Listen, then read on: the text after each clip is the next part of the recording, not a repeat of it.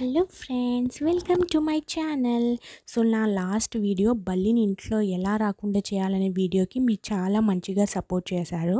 అక్కడ నాకు చాలామంది బొద్దింకలు రాకుండా, కాక్రోచెస్ రాకుండా మంచి టిప్ చెప్పమన్నారు.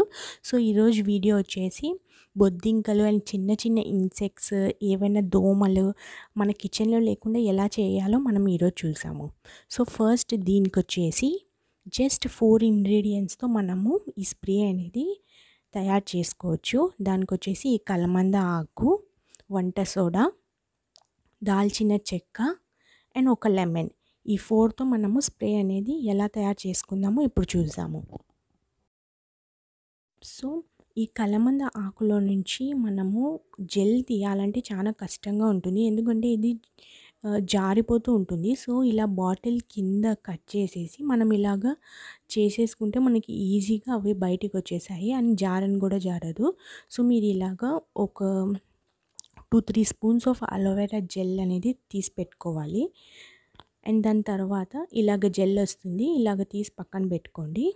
అండ్ మనం ఒక లెమన్ని రసం తీసి పక్కన పెట్టుకుందాం. ఇలాగా మనము ఒక ఫుల్ లెమన్ని రసం తీసి పక్కన పెట్టుకుందాము. ఇలాగా లెమన్ జ్యూస్లో ఒక 2 స్పూన్స్ ఆఫ్ అలోవెరా జెల్ని వేసుకుందాము. అండ్ దాని తర్వాత ఇది దాల్చిన చెక్క ఉంది కదా, దీన్ని పౌడర్ చేసి పక్కన పెట్టుకుని ఉన్నాను ఆల్రెడీగా. సో ఈ పౌడర్ అనేది చిన్న 2 స్పూన్స్ పౌడర్ మనం వేసుకుందాము.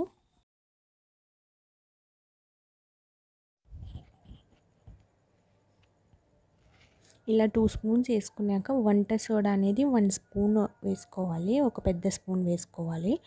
ఈ వేసాక ఇదంతా కలిపెట్టుకున్నాక ఇది బాగా నురుగులాగా వస్తుంది. సో అలా వస్తూనే అదొక లిక్విడ్ టైప్లో తయారవుతుంది.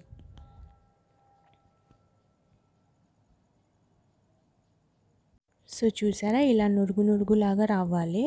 సో అప్పుడే మన ఈ మిక్చర్ అనేది పర్ఫెక్ట్గా వచ్చినట్లు. సో దీంట్లో మనం వాడిన వస్తువులు వచ్చేసి అలోవెరా వచ్చేసి చేదుగా ఉంటుంది కాబట్టి బొద్దింకలు, ఇన్సెక్ట్స్ అనేవి దాని దరిదాపుల్లో కూడా రావు. ఈ లిక్విడ్లో మనము కొంచెం వాటర్ అనేది కలుపుకుందాము. కొంచెం బాగా స్ప్రే చేయడానికి వీలుగా ఉండేటట్టు కొంచెం వాటర్ స్ప్రే చేసుకొని నీట్గా కలుపుకొని దీన్ని మనము ఫిల్టర్ చేసుకుందాము. అండ్ నెక్స్ట్ ఇంగ్రీడియంట్ వచ్చేసి దాల్చిన చెక్క ఉంది కదా, ఆ ఘాటుకి అసలు ఏ ఇన్సెక్ట్స్ అయినా సరే మీ కిచెన్లోకి రావాలంటే ఈ ఘాటుకి, ఆ చేదుదనానికి అసలుకి ఆ దరిదాపులో కూడా ఉండవు. ఇలాంటి స్ప్రే బాటిల్స్ ఉంటాయి కదా, మీ దగ్గర స్ప్రే బాటిల్స్ లేకపోయినా ఇలాగా కాలిన్ వే బాటిల్స్ ఉంటాయి కదా, అది అయిపోయినాక కూడా మనం యూజ్ చేసుకోవచ్చు. నేనైతే ఈ స్ప్రే బాటిల్ యూజ్ చేస్తున్నాను. ఇలాగ స్ప్రే చేసుకున్న సొల్యూషన్ని మనము ఎక్కడైనా సింక్ దగ్గర, ఎక్కడైనా కార్నర్స్లో అలాగ స్ప్రే చేసి కాక్రోచెస్ అనేవి అసలుకి ఈ స్మెల్కి అసలుకి రానే రావు.